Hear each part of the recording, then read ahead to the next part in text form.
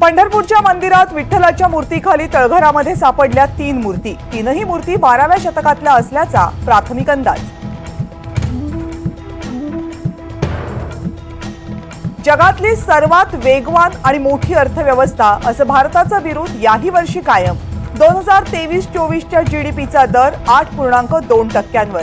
सरकारी आकडेवारीनं परकीय गुंतवणूकदारांचा उत्साह वाढण्याची शक्यता।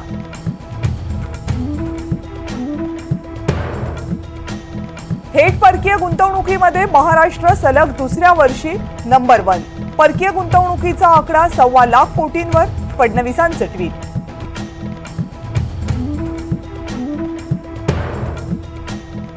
मुंबई ते ठाण्याच्या दिशेने जाणाऱ्या वाहनांच्या लांबच लांब रांगा। मुलुंड टोलनाका ते ऐरोली ब्रिज पर्यंत वाहतुकीची प्रचंड कोंडी।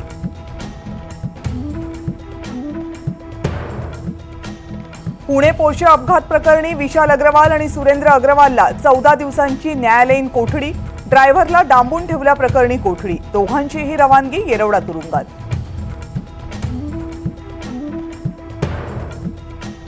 पंचेचाळीस महिलांचं लैंगिक शोषण केल्याप्रकरणी माजी पंतप्रधान HD देवेगौडा यांचे नातू प्रज्वल रेवण्णा याची 6 दिवस पोलीस कोठडीत रवानगी। प्रज्वलच्या आईचा अंतरिम जामिनाचा अर्ज फेटाळला।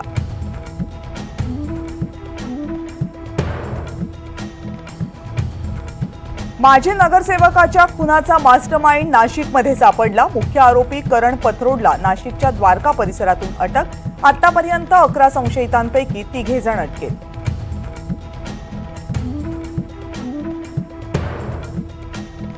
अरविंद केजरीवाल 21 दिवसांनंतर परत जेलमध्ये जाणार। माझ्यानंतर माझ्या आई-वडिलांची काळजी घ्या, त्यांच्यासाठी प्रार्थना करा, केजरीवाल यांची नागरिकांकडे विनंती।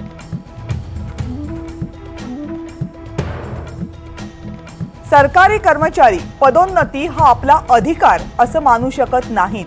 सर्वोच्च न्यायालयाचं महत्त्वाचं निरीक्षण।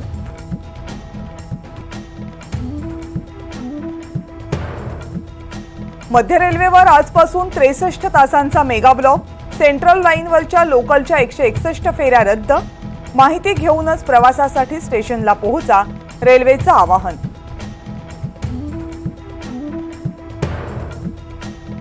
उत्तरेतल्या उष्णतेच्या लाटेमध्ये आतापर्यंत 22 जणांचा मृत्यू।